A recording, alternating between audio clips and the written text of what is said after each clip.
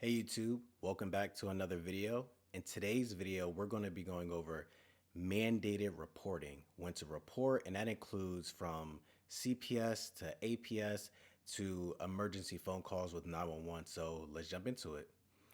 Okay, so first and foremost, social workers are mandated reporters. What does that mean? A mandated reporter is a person who is legally required to report any suspicion of child abuse or neglect to the relevant authorities because of their profession. These laws are in place to prevent children from being abused and to end any possible abuse or neglect at the earliest possible stage. And I put a link. I'm gonna have all of this information in the description so you guys have access to that. And any recent act or failure to act on the part of a parent or caretaker which results in a death, serious physical or emotional harm, sexual abuse or exploitation, or an act or failure to act which presents an imminent risk of serious harm. So, according to the childwelfare.gov, that's the definition they kind of label it with, and we're just going to rock with that. And as we go down, most child abuse is committed by parents, guardians, caretakers, and some examples of abuse include bruises on areas of the body, such as the buttocks, the abdomen, and/or genital area, bite marks, burns, head injuries, skull fractures, and new injuries in different stages of healing. Our social work spidey sense should be going off if, let's say, we noticed a recovering injury on a child. Let's say we're working in a school setting, and we're like, wait a second, why are we seeing new fresh injuries on top of the existing injuries where we would think like shouldn't it be healing and progressing by now? Why is it like a reoccurring thing? Some examples of child neglect include abandonment, leaving children unattended to, so leaving a 10-year-old home alone, failure to attend to necessary emotional or psychological needs, necessary education, medical care, nourishment, shelter, and/or clothing. Neglect is usually typified by an ongoing pattern of inadequate care that may be readily observed by individuals in close contact with a child. School personnel, for example, may detect indicators of neglect such as poor hygiene, low weight gain, inadequate medical care, or frequent absences. So these are some of the things just to kind of be on the lookout for when we're going through the exam. And it may say these things actually within the question itself. So now let's jump into when exactly to file a report. And I'll put some useful tips in this section for you guys, so definitely stick around. When to file a report. If the question stem has already provided adequate information of clear abuse, neglect, and/or potential harm to the mandated population. What's the mandated population? Children, elderly, those with cognitive impairment, or a clear threat to an identifiable person, someone known to the client whom they have access to, such as a boss, coworker, family member, etc. Tarasoff, social workers' duty to warn law enforcement and the potential victim, if need be, of harm if a client makes a clear threat with plans and/or intent to act on the stated threat. Confidentiality does not apply because, again, while we definitely want to have the client's best interest at heart, we have people's best interest at heart, and we don't want to put anyone in the risk of any form of danger, especially when violence is a possibility. So now we're just going to kind of break down what some of these things mean. Child Protective Services, or CPS, the name of a governmental agency in many states of the United States responsible for providing child protection, which includes responding to reports of a child abuse or neglect. Then we have Adult Protective Services, or APS.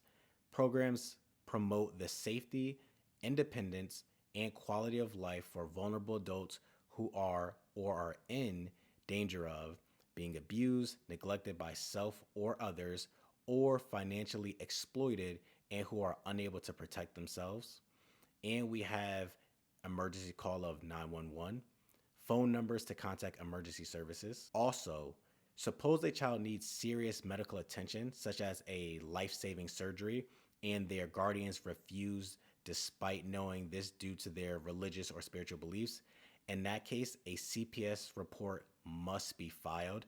I know that's something that has come up during my time when I was studying. I was like, wait a second, we also want to honor, people's cultural beliefs and everything, right? We want to be respectful to that. But whenever it comes to the safety, the livelihood of a child, it falls into that category where we have to file a report as we are a mandated reporter. Remember, you may disregard a client's right to confidentiality if there's an imminent danger to themselves or others, and appropriate disclosure is needed to prevent such harm. Because again, we prioritize the safety of people.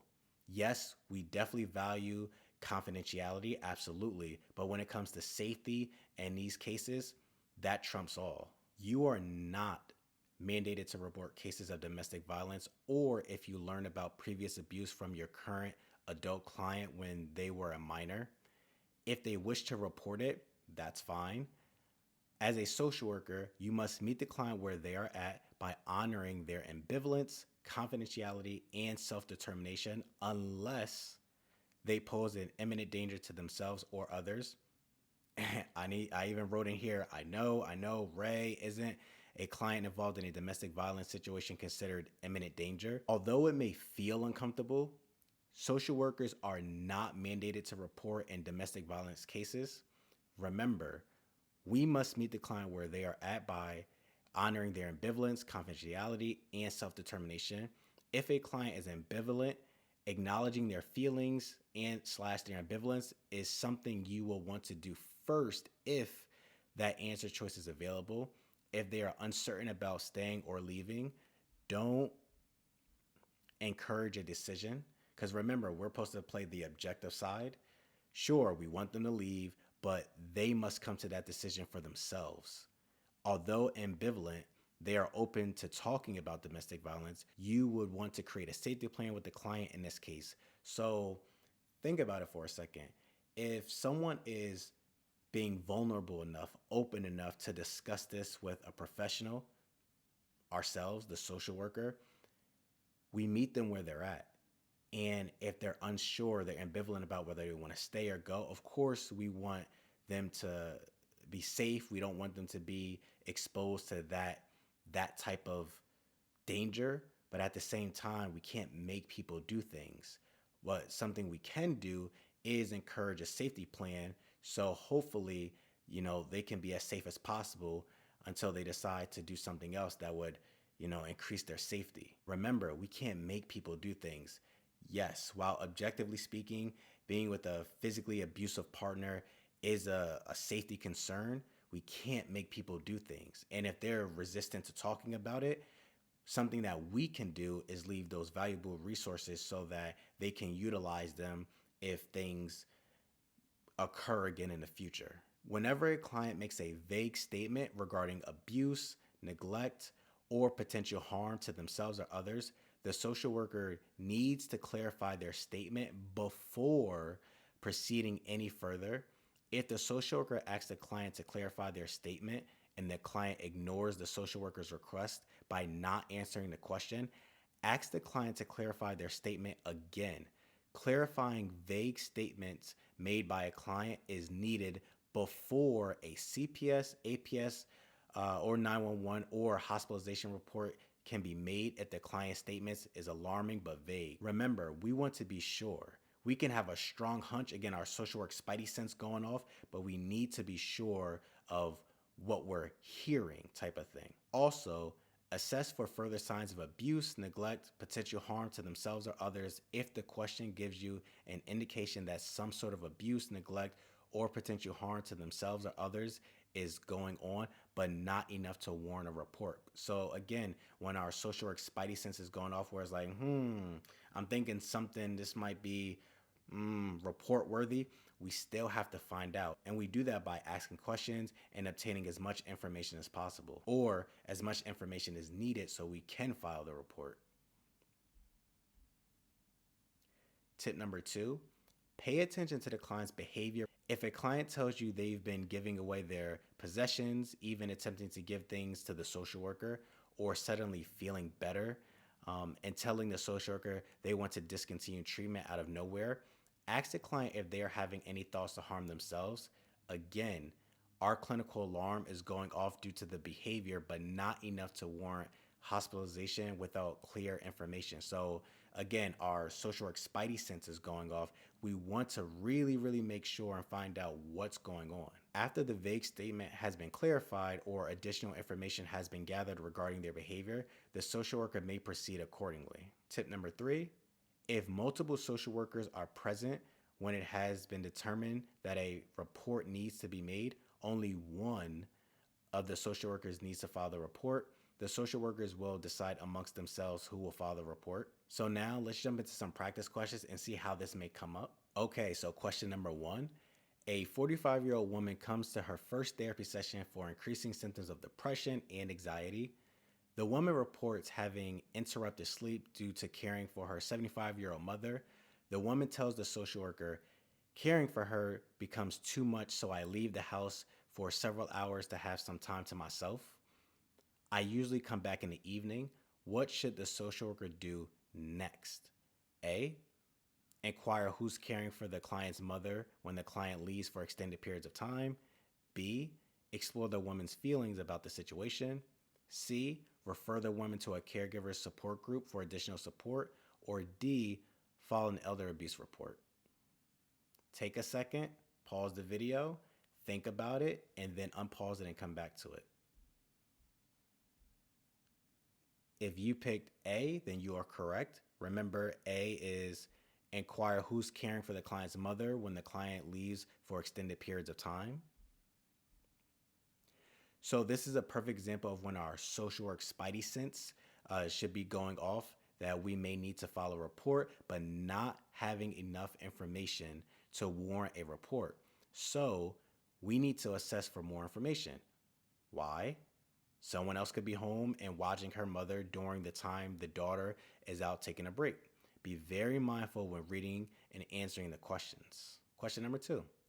During a family session with the parents and their 15-year-old son, the social worker learns that the father has disciplined their son with a belt for misbehaving.